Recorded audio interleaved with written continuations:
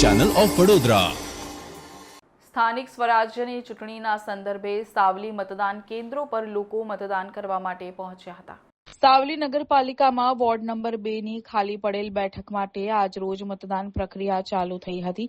મોટી ઉંમરના વૃદ્ધોથી માંડીને મોટી સંખ્યામાં મતદાન કરવા મોટી માત્રામાં લોકો બૂથ પર પહોંચ્યા હતા।